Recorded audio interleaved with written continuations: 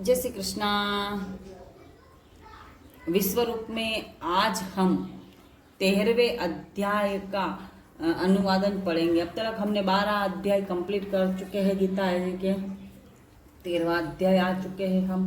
चलिए शुरू करते हैं। अगर आप प्रेयर पाना चाहते हो तो कमेंट में जय श्री कृष्णा अवश्य लिख दीजिएगा और अपना नाम अथवा जिनके लिए कमेंट पाना चाहते हो उनका नाम।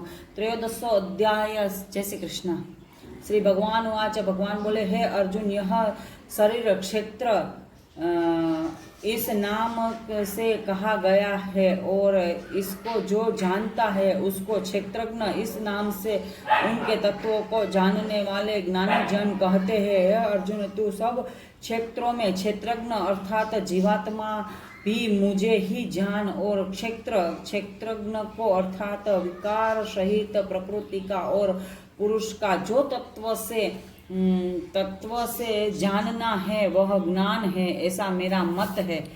भगवान श्री कृष्ण का मत है, ऐसा भगवान कहते हैं, है ना।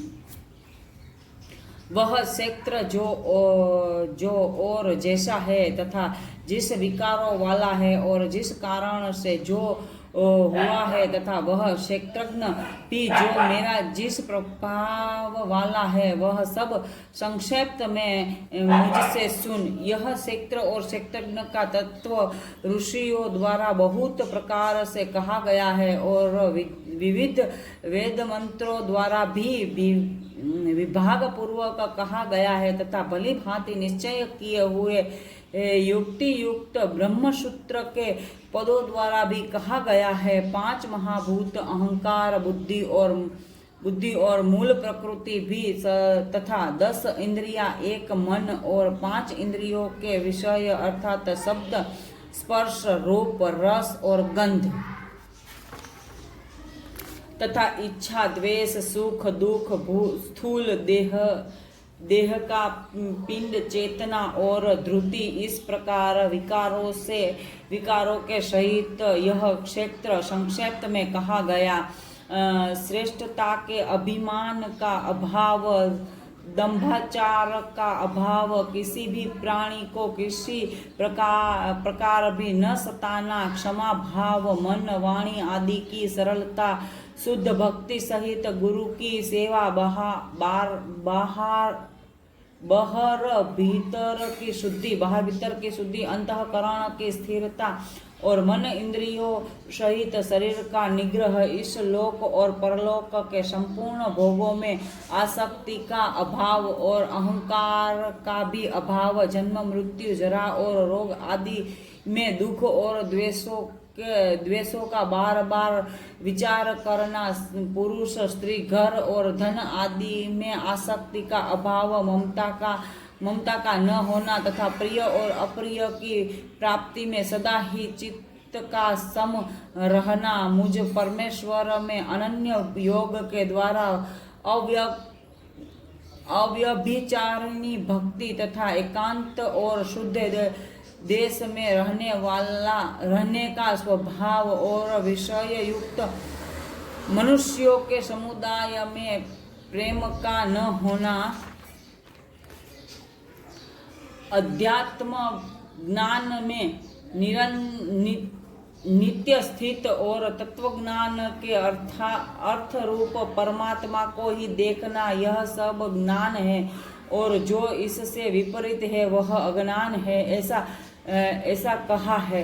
जो जानने योग्य है तथा जिसको जानकर मनुष्य परम आनंद को प्राप्त होता है, उसको भली भांति कहूँगा। वह अनादि वाला परब्रह्म न सत ही कहा जाता है न असत ही।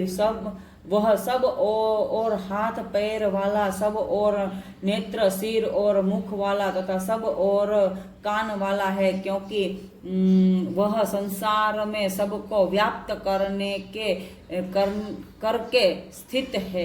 वह संपूर्ण इंद्रियों के विषयों को जानने वाला है, परंतु वास्तव में सब इंद्रियों से रहित है तथा आसक्ति रहित होने पर भी सबका धारण पोषण करने वाला और निर्गुण होने पर भी गुणों को भोगने वाला है। वह चराचर सब भूतों के बाहर भीतर परिपूर्ण है और चर अचर भी वही है, और वह सूक्ष्म होने से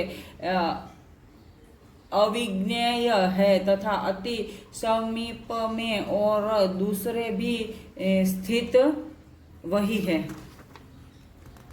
वह परमात्मा विभाग रहित एक रूप से आकाश के सदृश परिपूर्ण होने पर भी चराचर संपूर्ण भूतों में विभक्त सा स्थित प्रतीत होता है तथा वह जानने योग्य परमात्मा विष्णु रूप से भूतों को धारण पोषण करने वाला और रुद्र रूप से अहंकार करने वाला तथा ब्रह्मा रूप से सबको उत्पन्न करने वाला है। वह परब्रह्म ज्योतियों का भी ज्योति एवं माया से अत्यंत परे कहा जाता है। वह परमात्मा बोध स्वरूप जानने के योग्य एवं तत्वज्ञान से प्राप्त करने योग्य है और सबके हृदय में विशेष रूप से स्थित है। इस प्रकार शक्त तथा ज्ञान और जानने योग्य परमात्मा स्वरूप संक्षेप से कहा गया है। मेरा भक्त इसको तत्व से जानकर मेरे स्वरूप को प्राप्त होता है। प्रकृति और पुरुष इन दोनों को ही तू अनादि और जान और राग द्वेषादि विकारों को तथा त्रिगुणात्मक संपूर्ण पदार्थों को भी प्रकृति से ही उत्पन्न जान। जय श्री कृष्ण।